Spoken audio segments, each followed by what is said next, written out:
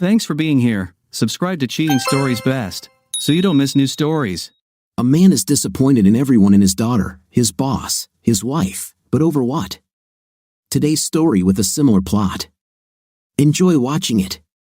He came down with the flu and a stomach virus, and slept in the spare bedroom, not wanting to infect his wife or their daughter. On the second day, Patrick Burke realized that Stacy, their daughter, had come to check on him. She came in before leaving for school, then when she returned from school, and then when she woke up in the morning. Twyla Burke screamed in horror when Patrick told her that he believed he had contracted the same virus as everyone else. Twyla demanded that he leave the room immediately and go to the spare room, and Twyla had not looked into the room even once since he entered there. The half-bathroom adjacent to the spare bedroom was short of toilet paper, and he needed more ibuprofen and something to drink.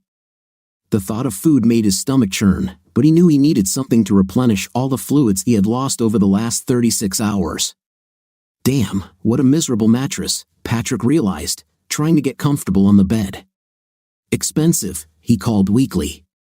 He knew she was home. He heard her laughing and squealing into her cell phone.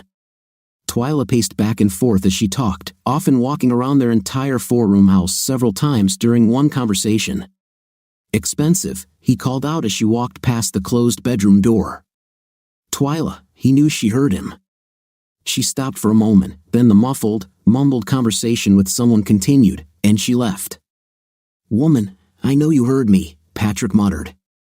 He found his cell phone and sent Twyla a text message. "Need toilet paper, ibuprofen, and Gatorade." A few minutes later, he sent a second message. She was no longer talking on the phone. The TV in the living room was on. "Honey, I sent you 2 text messages," Patrick said abruptly, staggering into the living room. "You can't say you didn't see them. Are you still contagious?" Twyla screamed, raising her hands as if to protect herself from any germs he might have. "I'm sure," so Patrick said. "I'm still feverish. I sent you 2 text messages.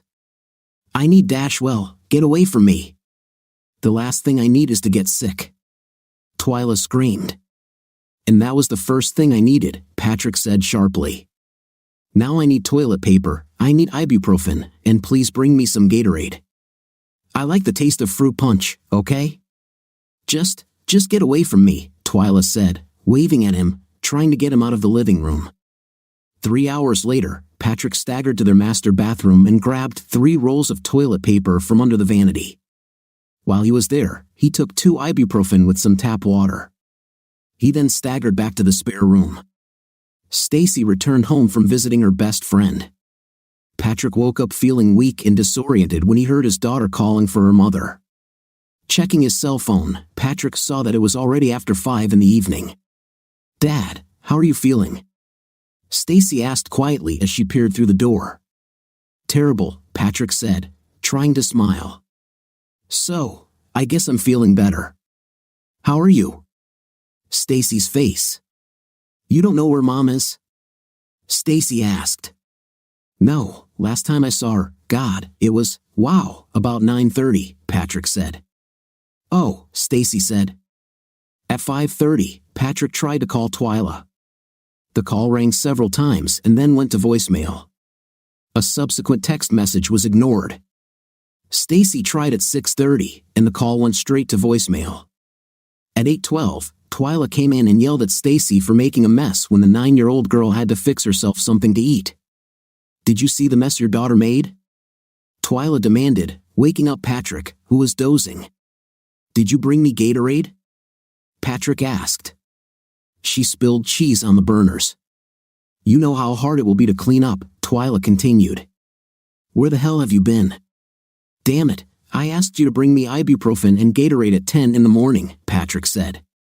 Twyla closed the door of the room, and a moment later, Patrick heard her screaming at their daughter again.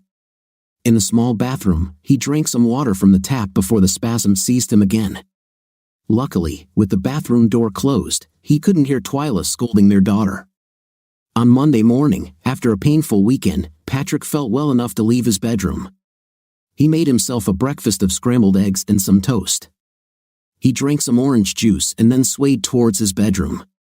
"You better not be contagious," was Twyla's greeting. Yeah, I'm feeling better. Thanks for asking. No, don't worry, I don't need anything. I just ate eggs, solid food. It's just what the doctor ordered, Patrick said, choosing underwear and socks. He shaved, shuddering as his razor struggled to cut through 4 days of stubble. The hot, needle-sharp shower actually made him feel 100% better. He took out the last 2 ibuprofen and washed them down with a swig of Listerine. Then, he got dressed for another day of work in the accounting department of Oakleaf Public Utilities. Twyla and Stacy were in the kitchen, Stacy gloomily gnawing on her oatmeal, complaining about having to eat oatmeal, while Twyla ignored the girl. Oatmeal makes you strong and big like Batman, Patrick joked, playfully ruffling the girl's hair. Dad, do I want to grow up strong and big like Batman? Stacy sighed. Poison ivy, Patrick suggested, picking up his briefcase. Catwoman, okay? Stacy rolled her eyes. After an unremarkable day at work, Patrick stopped at the local Walmart and bought a case of assorted bottles of Gatorade. He picked up a package of Northern toilet paper and 2 large bottles of generic ibuprofen. Driving through the bedding section, Patrick found a plush mattress pad and stuffed the folded bedding into his shopping cart. Why did you buy this? Twyla complained as Patrick was placing his Gatorade purchases in the pantry. What did I ask you to buy on Saturday? Patrick asked. I don't know, Twyla asked. Try to guess, Patrick said, picking up one of the sports drink bottles. As Stacy approached the dinner table, Patrick showed the girl the 5 single-serve packages of beef macaroni and cheese he had bought for her. Together, they figured out the instructions for using the microwave. Twyla ignored them. Something on her phone caught her attention. See? So what if Mom is too busy and I'm lying in bed dying of illness, Patrick said, kissing the top of his daughter's head. Don't leave it in the oven. Do you know how hard it is to clean it? Twyla snapped. When Stacy admitted that she was looking forward to cooking her own food, Patrick muttered to himself, and the award for Mother of the Year goes to. As he left the kitchen, Patrick removed the slightly musty-smelling sheets and mattress cover from the bed in the spare bedroom. The pillows weren't machine washable, so Patrick took them out onto the outdoor furniture in their backyard. That night, as he lay in bed, Twyla looked at him. His displeasure was evident as he crawled under the covers. Are you going to sleep here? She asked. This is my bed. I've slept in this bed since we got married, Patrick said. Why don't I sleep in this bed? Oh, well, I just thought, you'll just keep sleeping in. Twyla said. Sorry if this is inconvenient for you, but I plan to sleep in my own bed, Patrick said, turning away from her. He didn't hear her answer. She immediately turned on the TV. The volume was very high. Jesus Christ, Twyla, turn it down, Patrick grumbled. After a moment, well, if you don't like it, Twyla began to speak. Patrick snatched the remote control from her hands, turned off the TV, and then placed the remote control on the front of his underpants, his steady gaze challenging her to try and reach for the control panel. The next morning, Patrick didn't get much of a breakfast. Although Twyla was up 30 minutes before, he slowly got up, showered, and shaved. There was Stacy's bowl of oatmeal with walnuts. Mom, oh, oatmeal. Stacy squealed. Makes you strong and big like. Patrick joked. No, Dad, okay? Stacy frowned gloomily, swallowing the first spoonful. Wash, warned Patrick. Why, it looks like everything has already been chewed, Stacy stated. Victoria Baker remembered, as did 3 others in his office. Patrick was pleased with the large candle in the jar and really liked the little bear with floppy, moldable arms that Victoria had placed, peeking out of the gift bag. She smiled at Patrick, at 32, when he told her that his Stacy would love Mr. Teddy. For lunch, since it was his 30th birthday, Patrick indulged in lunch from the school van while standing in line. He changed his choice from unkempt Jose to Hungarian goulash, then to beef with vegetables. The conversations around were lively. Apparently, many people in that line knew each other, knew the food truck's menu. Scruffy Jose, he ordered, and the attractive red-haired girl gave him a beaming smile. Her starchy white school blouse barely contained her ample breasts, and when she turned around to spoon on some coleslaw and applesauce, her plaid skirt pulled up over her cute 5th place. Girls didn't look like this when we were at school, did they, mate? The older man joked with Patrick. If they did, my grades would be even worse than they were, Patrick agreed, and the two men exchanged a smile and a nod. The food was delicious, and Patrick wondered if he should allow himself lunch from the van once a month. Returning to the office, he looked around his desk, but Twyla didn't wander inside to leave a birthday card, a gift. There were no messages on his office voicemail or on his cell phone. Arriving home, the table was empty. Stacy was already at home doing her homework. You provide your own dinner, I'm running late, Twyla wrote in a text message. Hey, kid, Patrick said as he entered her room. Stacy was delighted with the little fluffy figure and immediately found the perfect place for it. Then she found another ideal location. Third place was perfect. Or maybe you'll be better off here, Stacy said as she wrapped Mr. Teddy's arms around her cell phone charger. Because today is my birthday, Patrick admitted. Do you want a bully burger, Dad? Is it your birthday? Stacy exclaimed, devastated that she didn't know it was her dad's birthday. Bully? Patrick asked again after 1.5 hamburgers. Patrick knew Stacy wouldn't be able to eat her ranch burger, so they went to Holland's for some hand-dipped ice cream. They arrived at the small store at a good time. There was no queue. Hello, welcome to Holland. What can I offer you? The young girl squealed cheerfully. Today is my dad's birthday. Do you have birthday cakes? Stacy asked the young woman. Let's see. Oh, right here. You know those Boston cream pies? It's like that, but it's a Boston ice cream pie, the girl suggested, showing them a Boston ice cream pie in the display case. You know what, looks like we can share this, Patrick agreed, and the girl smiled. Patrick let Stacy eat as much as she could, nipping at the cool, refreshing treat while he waited his turn. He nodded when he heard the manager compliment the young cashier for recommending dessert. When Stacy admitted defeat, Patrick ate the rest of the Boston ice cream pie. Miss, it was very tasty, thank you, Patrick said, and again the girl smiled. Twyla burst into the house at 8:49, her brown eyes narrowed into angry slits as Stacy told her about bully burgers and Holland's ice cream. Twyla stared at Patrick, and Patrick looked at her calmly. And why did you take her for ice cream? You know that I don't like it when... Twyla began to demand from Patrick.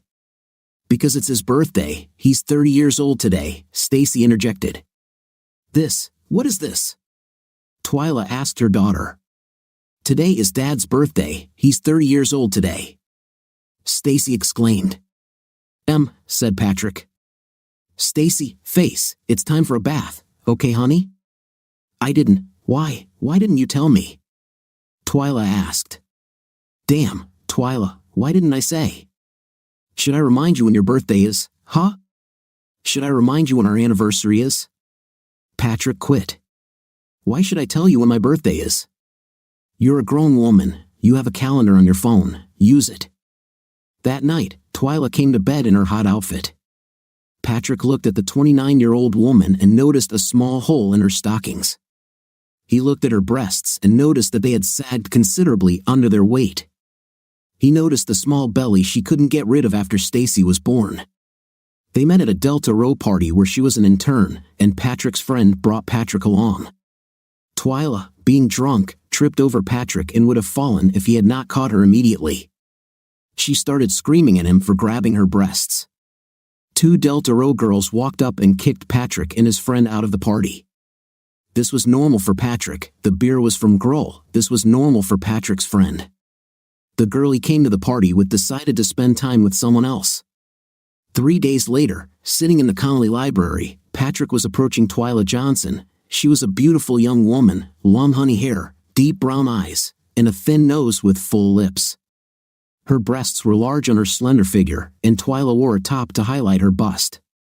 She apologized for the misunderstanding and offered to treat him to dinner at the Golden Dragon Chinese restaurant. She forgot her wallet, so Patrick ended up paying for dinner. Parking behind the Connolly Library, Twyla rewarded Patrick with pleasure below the belt. On their next date, they have a night. I'm pregnant, Twyla told him at the end of the semester. She already failed all her classes, so she dropped out of college. Patrick studied on a scholarship, and since his parents were deceased, he could count on their insurance. They married in a simple ceremony and set up home. Now, 9.5 years later, Patrick looked at the woman he had married. Those deep brown eyes were hard, those plump lips rarely formed a smile, and her 29-year-old body looked tired and worn out. "Hooray, it's time for my compassionate intimate," Patrick said emotionlessly and rolled over. "Good night, Twyla." "Family law?" Patrick asked Victoria Baker quietly the next morning. "Andrew Walker," Victoria said immediately. "If I was ever going to divorce Natalie. God knows I never would, but if I ever did, I would go to Andrew." "What if Andrew couldn't?" "I would take Teresa White." Patrick nodded seriously and stirred honey into his green tea as he carried the mug to his office. He saw an internal email from Victoria. He smiled when he saw Andrew J. Walker's phone number. "Just because I missed your stupid damn birthday," Twyla was screaming, and Patrick knew she had been served with court papers. "My lawyer's business card was with documents, Patrick," Twyla said. "In the future, call his office. Don't call me," Patrick said and ended the call. He knew she would call again. He ended the call. Twyla couldn't or wouldn't accept that he had the last word, so she called back immediately. When he sent it to voicemail, she called again. Write down how many times she does it," Andrew said. "This will show a pattern, help us determine who should get custody of Stacy." "Right in front of her. I was right in front of her when I took my suits out of the bedroom," Patrick said, sending Twyla to voicemail again. 43 times, Andrew said as Patrick tallied the total number of missed calls. 10 minutes before he blocked her phone number. Then she called my work number 14 times before I blocked her there," Patrick agreed. "But since you have a 9-year-old daughter, you need to unblock her," Andrew said. "She needs a way to contact you in case something happens to Stacy." Patrick lived at Oxbow Plaza when it was the Claremont Apartments, then he lived in apartment 311. "Yeah, well, walking up and down all those steps wasn't much of a problem back then," Patrick smiled as he opened the door to apartment 106. "Hello, neighbor," smiled Simone Ozarski, his neighbor from apartment 107, walking out with a large canvas bag over her shoulder, getting ready for work. Patrick smiled, seeing the blonde's painted face. "Ahu," Simone smiled with a flirtatious smile. "Come to me, do you hear?" "I wish I could," Patrick admitted, watching her sweetly rounded buttocks jiggle and move away from him. "What, you're old enough, right?" she teased before disappearing around the corner. "Ahu, just can't afford that $25 entry fee on top of the $16 beer," Patrick muttered as he walked into his dark, cool apartment. Upton, Stacy's annoying little silky terrier, whined and howled and scratched at the door. Patrick took 3 plastic grocery bags and Upton's leash before opening the door slightly. Upton immediately tried to squeeze through the gap, and Patrick grabbed her and attached the leash to her collar. Upton frantically searched for a sweet double patch of grass to wet on. Finally, when Patrick was ready to just squeeze the piss out of her, she found the right spot and let go. Another 5 minutes of searching, and Upton found a place to defecate. Patrick leaned down, reached through the plastic bag, and found the poop. He then held the poop until he turned the bag inside out. Voila, the poop was collected without Patrick's hand ever touching it. "Wow, that's pretty smart," praised the horse-faced distraught woman from apartment 215 as she and her stupid chihuahua, Marco, now searched for the perfect place for him to do his business. Upton didn't like Marco or Marco's mom. Marco bared his teeth, and Patrick had to hold Upton, otherwise, she would have torn the plump creature. "Yes, well, someone is hungry and waiting for their dinner," Patrick said and left. Twyla didn't like dogs. Twyla didn't like animals at all. That's why Stacy was never allowed to have a puppy. Victoria bought Upton from a breeder. She and Natalie named the beautiful little creature Upton after the stunningly beautiful Kate Upton. Shortly after they received her, they discovered to their horror that Victoria was severely allergic to animals. Since Oxbow Plaza allowed pets up to 50 pounds, Patrick took charge of the capricious animal. The weekend was the worst weekends when he didn't have his Stace face. Patrick and Upton were sitting at home and missing their sweet, cheerful girl, but they managed to cope. They even managed to invite Simone to dinner with cashew chicken and hot and sour soup. Simone fussed a lot with the wobbling, squirming Upton, then complimented Patrick's cooking skills. Upton's reward for being a good girl was a dog treat and a kiss on the head. Patrick's reward was a soft, promising kiss and a hug that pressed Simone's braless breasts against his torso. "Oh, are you taking her for a walk?" Simone asked sweetly as Patrick took the leash. It's almost time for Daddy's bedtime, so Daddy takes Upton out so she can do her business," Patrick agreed. "Oh, let me come with you," begged Simone. Patrick smiled as Simone took his arm. Upton was distracted. She was asking for someone's attention more than looking for a place to urinate. "Go to the toilet," Simone told the animal sternly. "Go to the toilet, and then I'll pet you." "Good night," Simone said as Patrick and Upton walked her to the door. Patrick received another soft kiss, and Upton received a scratch on the head. Then, with a smile, Simone closed the door behind her. "Rotten, you're just rotten," Patrick said, causing Upton to wag his tail wildly. Patrick received the news on Monday. 2 accountants from their office traveled to Austin for a quarterly seminar. He and Art Patel got the lucky ticket. The fact that Patrick was scheduled to be with Stacy from Wednesday to Wednesday didn't matter to Catherine Winslow, the head of the administrative department. She didn't care about Patrick's problems at home. "You are scheduled to participate, and failure to do so will result in your immediate dismissal," Catherine said with a scornful smile on her face. Twyla said nonchalantly that she was busy. She made plans since it was Patrick's week with Stacy, and no, she won't tolerate it. "Of course not," Patrick muttered. "Why on earth would you ever do anything to help me?" On Tuesday evening, Simone returned from checking her email just as Patrick and Upton left his apartment for an evening stroll. Simone opened the door, threw her mail on the sofa, and joined Patrick. Patrick didn't ask himself why the beautiful 19-year-old dancer found him interesting. He simply allowed himself to enjoy her company. But while Upton went through her ritual of finding a place to pee, Patrick told Simone about his problems. "Is this Stacy? Is this the charming little girl who comes here?" Simone clarified. My daughter," Patrick agreed. "How long is this seminar?" Simone asked. "I leave Wednesday night. It starts Thursday morning, ends Friday afternoon," Patrick said. "So, you need someone to pick up Stacy. Stop calling her Stacy Face. It's terrible. You need someone to get her ready for school on Thursday and Friday. Someone who will be there when she gets back home on Thursday and Friday," Simone clarified. "Yeah, basically. And Twyla refuses to change or just hold her until I get home Friday night," Patrick said. "I'll do it," said Simone. "I'll just tell Donnie that I have a family business and I need to take Thursday and Friday off." "I can't ask," Patrick started but picked up Upton's poop. "You didn't ask," I offered, Simone said. "Stacy goes to Sam Houston, no, and Richards. It's right next to her mom's house," Patrick said. "So, what time do I need to get there?" Simone asked. "Last call is 8:10, Patrick said. "What will it cost me?" "I can't let you do this for nothing," Patrick said. "Bully Burger. I love their iconic burger double, and then we have to grab a giant hot chocolate sundae from Holland's," Simone declared. "Can we take Stacy?" Patrick smiled. She would be outraged if she found out we went to Holland's and she didn't go. "Oh, on our first date, of course," Simone said. "Our second date?" "No, our second date is a grown-up affair, Simone. What the hell could a beautiful young woman like you want from a 30-year-old man like me?" Patrick asked when they stopped in front of her apartment door. "You mean a man who spends every minute with his little girl? A man who doesn't treat his daughter like she's a big inconvenience, like she has no rights or value just because she's not a boy? A man who, although he knows what I do, hasn't tried to get under my skirt?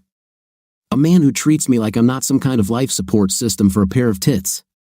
Simone asked. She kissed him tenderly and then opened the door to her apartment. She gave him a megawatt smile. "Hey, Mr. Burke, you should see yourself in a suit," she cooed. On Wednesday afternoon, Patrick drove from the Oakleaf utility plant to Richards Elementary School. He looked into the after-school study room off the library's main lobby and smiled. His Stacy was playing checkers with a very cute girl of about 5, maybe 6. Stacy was losing horribly, and the little girl was giggling excitedly. 3 games in a row, the stocky middle-aged woman answered before Patrick could ask. Patrick told Mrs. Ortega that his friend Simone Huzzi would pick up Stacy on Thursday and Friday afternoon. He wrote down the information on the sheet Mrs. Ortega pulled out but was forced to admit that he didn't have Simone's phone number. "Okay," Patrick smiled. "Hey, baby, are you almost ready yet?" The baby's name was also Stacy. Stacy Haney, and she was in kindergarten. Since they both had the same name, Stacy Flynn assumed that she and Stacy Burke were sisters. The two girls shared a quick hug before Stacy Burke grabbed her backpack and waved to Mrs. Ortega. Simone smiled and reintroduced herself to Stacy. She then helped Stacy corner Upton and tie a leash on the stubborn animal. "I'm so sorry," Simone said when they returned. "Stace Face says it's her favorite name in the whole world, but only her daddy can call her that." "I told you so," Patrick said, smiling. He prepared dinner for them, forced Stacy to take a shower, and placed her school clothes on a small chair in the bedroom. Her shoes were scuffed, so Patrick made sure to polish her toes. "Oh my God, you don't want to leave her," Simone found out. "Is this because of me? Because of what I do?" "No, this has nothing to do with you," Patrick said. "That's because I've been waiting all damn week to see her," Patrick said. "If I didn't need this job so much, I would tell Catherine Winslow to go to Brick." "Oh, what a daddy!" Simone exclaimed, hugging him. "Oh, what a dad!" Simone gave him a searing kiss when a still very wet Stacy came out of the bathroom dressed in her pajamas. She hugged and kissed her father. Simone smiled and kissed him tenderly before playfully pushing him out the apartment door. The seminars turned out to be as boring as Patrick had feared. Every now and then, he would pull out his cell phone and smile at the selfie Simone and Stacy had sent him that morning, two blondes fighting terribly in front of the camera, Upton moving in Stacy's arms. "We love you, Dad," Simone wrote in a text message. "Love you too," Patrick replied. "Please kill me now," Arthur muttered as the very dry and monotonous lecture continued. "Bureaucracy is evil. Everywhere you go, bureaucracy is evil," Patrick agreed as they politely applauded, ending the man's speech. "So, are you watching something more interesting?" Arthur joked as they waited for the next speaker to approach the podium. "Yes, my daughter," Patrick said, showing Arthur the selfie. "Is it your wife?" Arthur asked. I heard rumors that you're getting a divorce." "This is my friend," Patrick smiled and straightened up as the next speaker, a tall, very thin woman, was introduced. She's, never mind, none of my business," Arthur said, turning on his recorder as the woman began her dull speech. On Friday afternoon, due to technical problems, Patrick was an hour late leaving the seminar. Traffic also prevented him from reaching Great Oak, Texas until late at night, well after 10. He spoke to Stacy on the phone. She said that Miss Simone allowed her to help prepare dinner. They made stuffed pork chops, Brussels sprouts, and rice pilaf. "Miss Simone wasn't going to give me Brussels sprouts. She said they were grown-up food," Stacy said. "She wasn't even sure I was old enough to eat rice." "Do you believe that?" No, I really don't believe it," Patrick admitted. "Tell him how we cooked the Brussels sprouts," Simone said. Patrick listened to a 10-minute recipe from his daughter with many corrections from Simone. Then Simone picked up the phone, asking him about his trip, the seminars, how soon he would be home, with an "I love you, be careful." Simone disappeared. Entering the apartment, Patrick saw a blanket draped across two chairs in the living room, a tent in the middle of his living room. Simone stuck her head out and smiled, putting a finger to her lips. "Our little Indian is sleeping," she whispered, crawling out of the teepee, pressing her whole body against him. She stood on tiptoes and kissed him. Patrick felt her breasts press against him as they embraced. Then, with another kiss, she climbed back into the teepee. "Good night," he heard her whisper. Usually, when Stacy stayed in the apartment, Patrick slept on the couch, leaving the bed for her. He was tired, the day was exhausting, rather boring, and the journey home was long and difficult. Patrick woke up and saw that the bedroom door was tightly closed. He heard Upton's high-pitched bark and smelled coffee and bacon. He also heard two girls squealing and laughing. "9, no wonder I feel ready to burst," Patrick said, climbing out of bed. "The breakfast is up," Simone announced. "It was about time," Stacy agreed. "Waffles?" "Why, I don't have a waffle iron, Patrick said as Stacy proudly placed a plate on the table in front of her father. Miss Simone lives right there, Stacy said, pointing towards Simone's apartment. While he ate, Stacy told him how to make the perfect waffles. You have to use a ladle. Isn't that cool? And they had real bacon, not the turkey her mom insisted on. Okay, Dad, Simone said, holding her clean waffle iron carefully. I'm working tonight, and Holland is closed on Sundays, so our date will be Monday night. I really hate Monday nights. No one watches anything but those stupid Monday night football games, so Donnie knows not to paint me. Bye, Miss Simone, Stacy said, hugging the woman. Ah, bye, Stacy face, Simone said, kissing the top of the girl's head. No, only my dad can, Stacy began to object. Well, I'm sorry, but I don't remember how to say Stacy, so I'll have to call you Stace face, Simone joked. It's sad because Stacy is such a nice name, but I forgot how to say it, so bye, Stace face. Well, I'll forget how to say Miss Simone, Stacy retorted. You better not forget, Simone smiled. Otherwise, there won't be any more waffles. Do you hear? While shaving and showering, Patrick noticed that Simone had made a few changes. There was a large, fluffy pink towel hanging from the towel rack in the shower. There was a bag hanging on a hook attached to the back wall of the shower.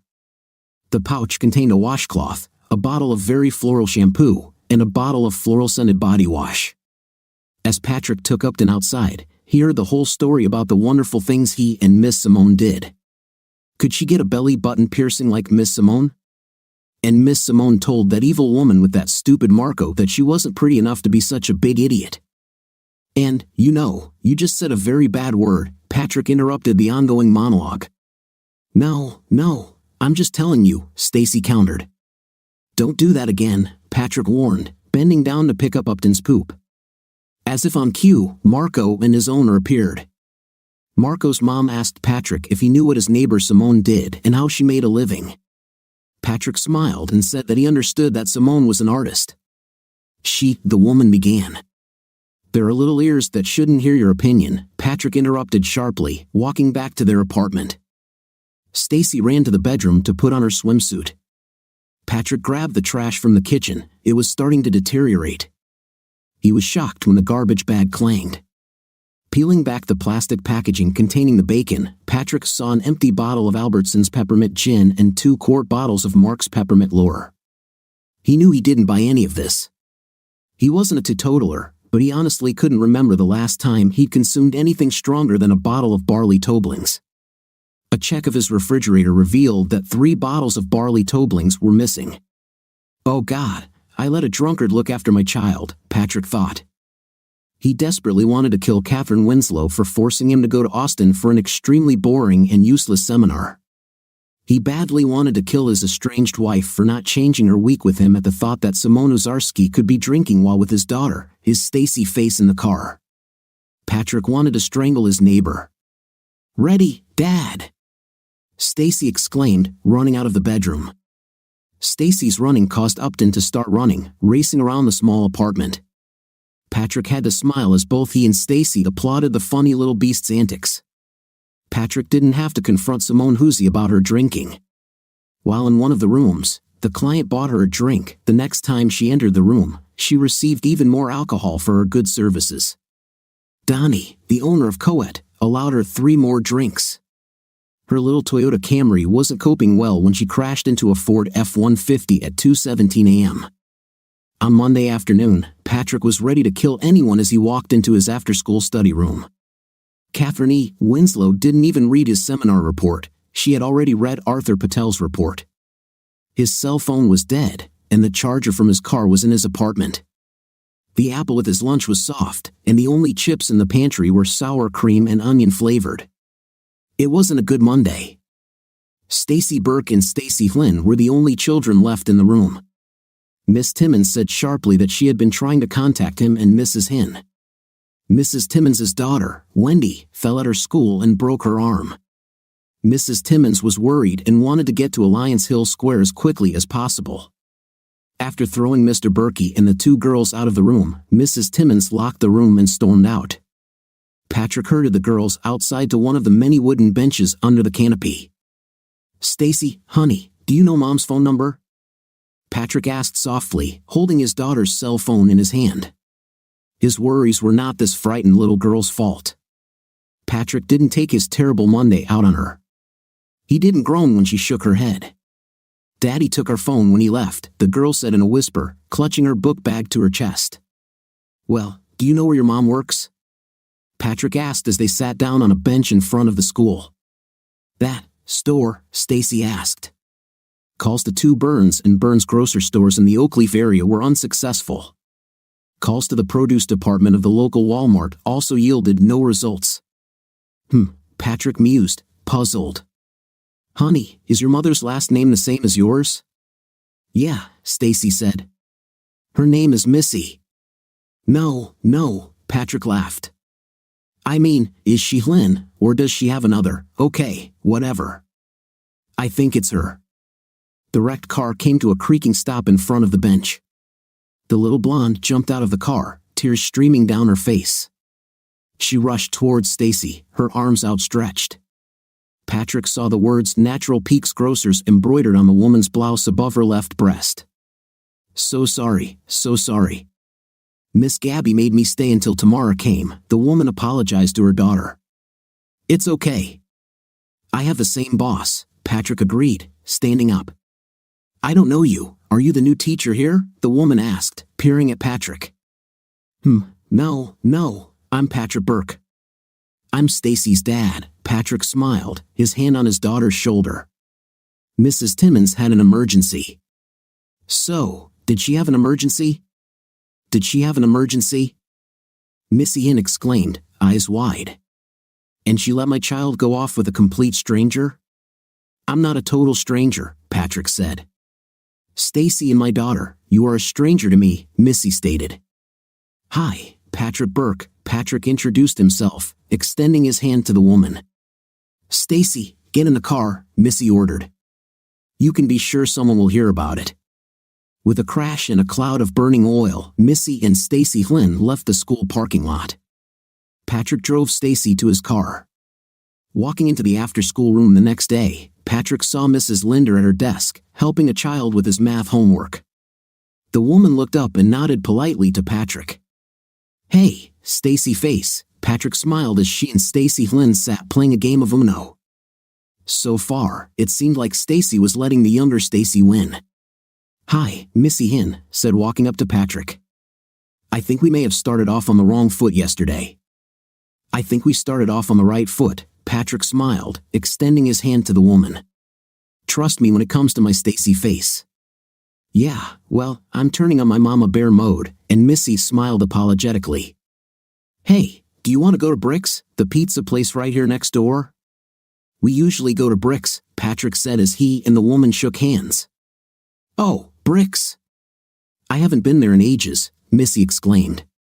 "Come on our expense," Patrick suggested. They arrived before Missy and Stacy, so they waited outside. Missy and Stacy jumped out of their rusty car, and Patrick opened the door for them. "No anchovies," Missy demanded when the bored waitress told them to sit anywhere. "We usually get a small 3-cheese pizza for Stacy and a small meat extravaganza for me," Patrick said. Oh, wait, you want them to be vegan?" "What, I'm not vegan," Missy replied. "Oh, well, yesterday, you had a shirt from that grocery store," and Patrick began. "Just because I work there doesn't mean I believe it all," Missy admitted. "Hey, a paycheck is a paycheck, right?" Patrick agreed. "So, Patrick, where do you work?" Missy asked. The girls got a large 3-cheese pizza. Stacy looked to her mother for permission before ordering Dr. Pepper. The adults decided to order Supreme without anchovies and sweet iced tea over pizza. Patrick learned that Missy was 21. She dropped out of school when she discovered she was pregnant. Jimmy Dunn, the baby's father, and Missy never married but lived together until Jimmy decided he was tired of married life. The last time Missy heard from him, he was serving 12 to 20 years in Mumphrey Penitentiary in Louisiana. All this was said in a whisper. Stacy Havlin was unaware of her father's criminal past. "We were too young and too stupid," Missy said in a whisper. Outside, both Missy and Patrick were nervous, trying to think of more things to talk about. Finally, Patrick admitted that he really had to go. There was a needy, annoying animal waiting at their house. Indeed, both girls looked rather tired. The noise level coming from Stacy's room was rapidly decreasing. "Good night," Missy agreed as Patrick gathered his tired Stacy face towards the door. "Good night," Patrick agreed and leaned in for another kiss. "Mind," Stacy exclaimed as she saw the two adults kissing. Patrick smiled as he heard two squeals as the trailer door closed. Stacy made fun of her dad a little as he unlocked the car. Stacy was fast asleep by the time they got to the apartment. She had become too big to carry, so Patrick sadly woke her up for the walk from the parking lot to the apartment. At the divorce hearing, Twyla admitted that she still planned to move to Norville, Tennessee, to work in the Norville office. The decision that Stacy would remain in the house until she reached adulthood did not sit well with Twyla. She wanted to sell the house and divide the proceeds in the ratio of 65 to 35 in her favor. After all, it was Patrick who filed for divorce. Moreover, she wanted full custody of Stacy. Margaret Burke, with limited visitation rights for Patrick with their daughter, Judge Lisa Webb tapped her gavel, consummating their marriage. The gavel also ended Twyla's long list of claims, all of which were rejected by Judge Webb. "Good luck in your future endeavors," Patrick muttered darkly, looking at his ex-wife's back. He didn't miss the glances exchanged between Twyla and Carl Holder, her immediate superior. The relationship between Patrick and his supervisor, Victoria Baker, was not as close as that of Twyla and Carl. Victoria Baker, his immediate superior, was not in court with Patrick. Catherine Winslow, their department head, did not sit next to him as they stood before Judge Lisa Webb. 2 days later, the first sign that something was seriously wrong was a phone call that his house was on fire.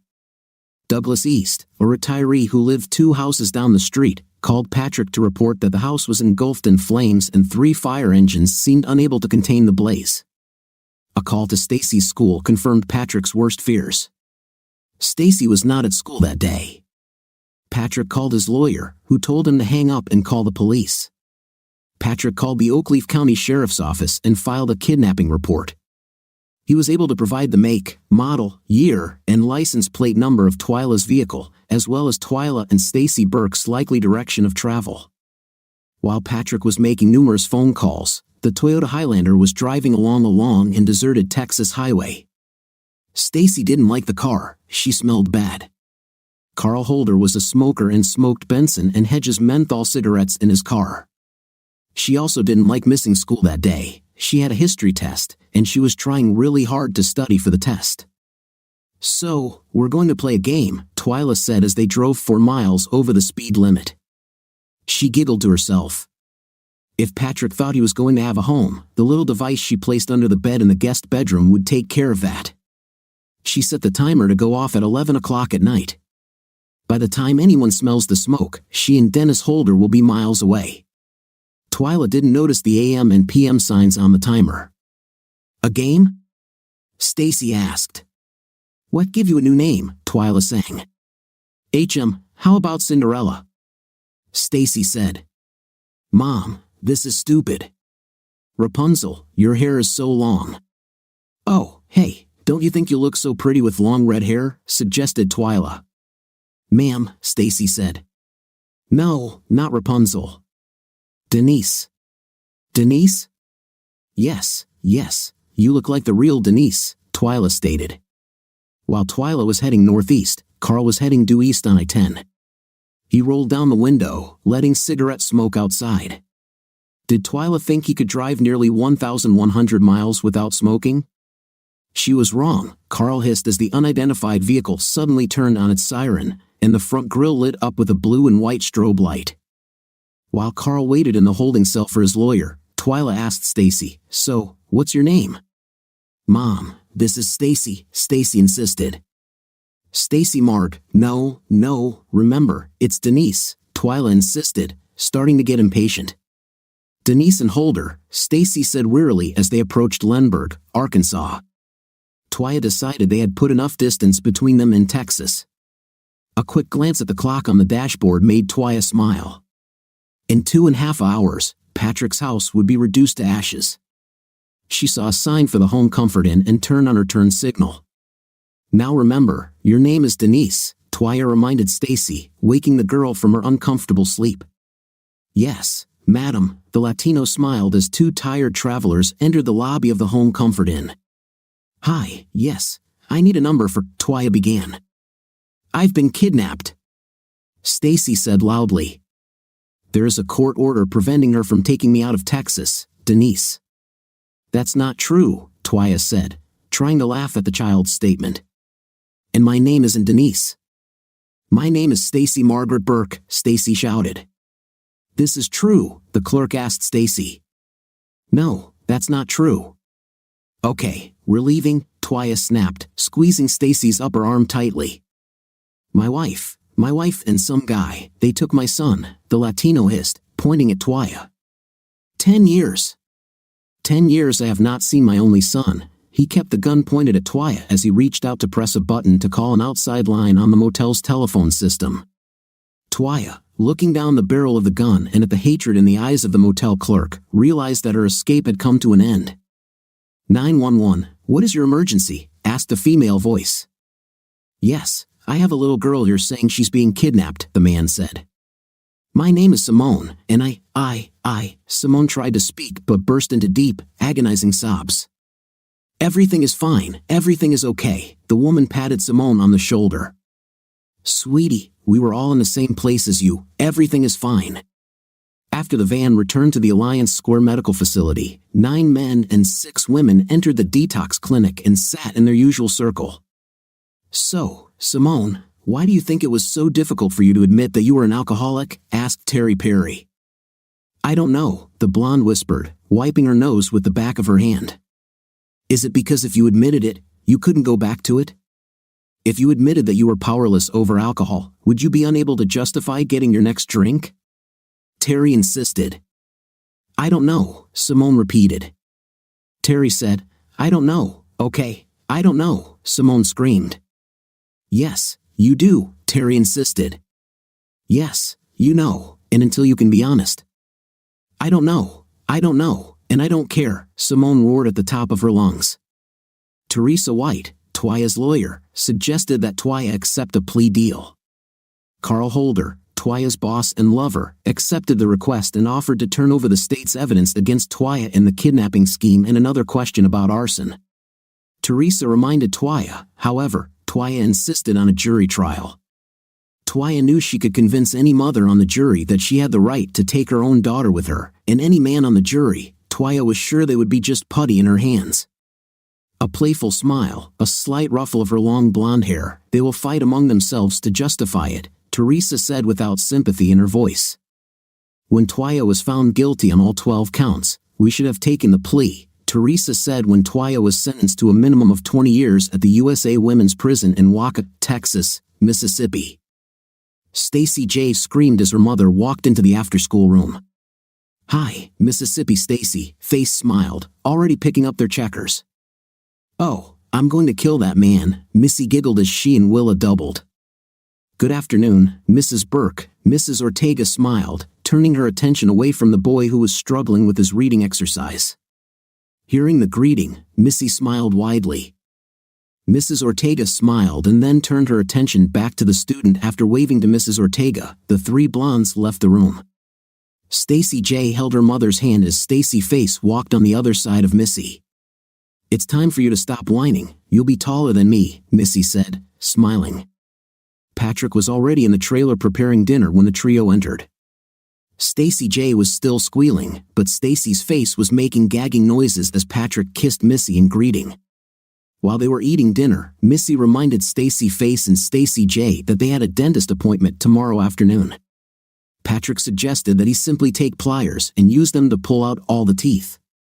"Problem solved, Ma, make him stop," Stacy Face whined. Missy froze, raising her fork to her mouth. "What?" Stacy Face asked, seeing the strange expression on Missy's face. "What did you just call me?" Missy asked. "Oh, oops, sorry," Stacy Face said, blushing. Oh no, don't ever apologize for this," Missy demanded. She rose to her feet and hurried around the table. She squeezed Stacy's face in a tight hug. Being a mom is the most rewarding thing in the world, Missy whispered, kissing Stacy's face on the cheek. So why are we here? Stacy's face asked when they sat down. I thought you liked this place, Patrick asked as he looked at the Lynch's menu. We came here for our first date, Stacy's face said. Then we came here when you two were getting married and when we bought the house, Stacy J agreed. I think they're too smart for us, Missy smiled at Patrick. I think you're right, Patrick smiled, taking Missy's hand. Girls, in about 6 months, you're going to have a baby brother or sister, Missy announced. Sister, both Stacy and Stacy demanded. And what do you think we should call it?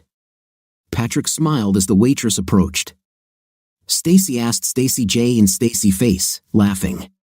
Oh no, that's too much, Stacy Patrick insisted. She could be Baby Stace, Stacy J said. Not Denise, Dad, Stacy face said, suddenly becoming serious. Anything but Denise, okay? Here he is, Upton. Here's the birthday boy, Missy announced to the squirming, whimpering beast as Patrick entered the kitchen.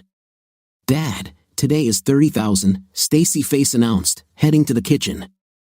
30,000. Stacy J squealed.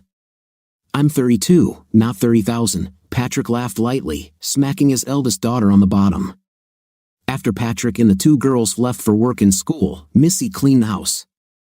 7 months of pregnancy made her efforts somewhat difficult, but she smiled happily as she worked. She then baked a chocolate ice cake. After their birthday party at Lingo Chinese restaurant, she heard the mailman's small truck stop and looked out the kitchen window as a middle-aged man put some things in the mailbox. Even though she knew he couldn't see her through the tinted windows, she waved to the man. At 3:15, she and Upton stood in the long line of cars picking up children from Richards Elementary School. Upton whined and barked desperately at anyone who so much as looked at their car. Finally, both girls got into the car, and Upton threw herself into the back seat to lick, paw, and scratch the two girls until she was distracted. God, Upton, we were only gone for a couple of hours, Stacy face said. While the girls were doing their homework, Missy remembered that the postman had put mail in their box. She went outside and picked up 3 bills, an advertising brochure, and a large red envelope addressed to Patrick Burke. After dinner at Lingo, the Burkes returned to their home in Oakleaf. Patrick blew out the 30,000 candles on his icebox pie. He thanked his wife for the expensive pen and thanked the two girls for their handmade greeting cards. Oh yeah, it was in the mail today, Missy said as she found a large red envelope in a wicker basket on the breakfast counter. Patrick looked at the envelope. There was no return address, no stamp, no postmark. Apparently, it was placed in their mailbox by someone other than their mailman. He opened the envelope with his thumbnail. Patrick's blood ran cold as he read the message at the bottom of the unsigned card. I remembered your birthday this year. Subscribe to our channel so that your second chaff doesn't cheat on you. And go ahead and listen to the next story because this story is nothing compared to the next one. If you're under 18, don't even think about listening to the next one. What do you think of our story today? As for me, it was quite interesting and varied, with interesting plot twists and interesting moments to think about at leisure. What is your opinion about the story? Write in the comments. See you in the comments.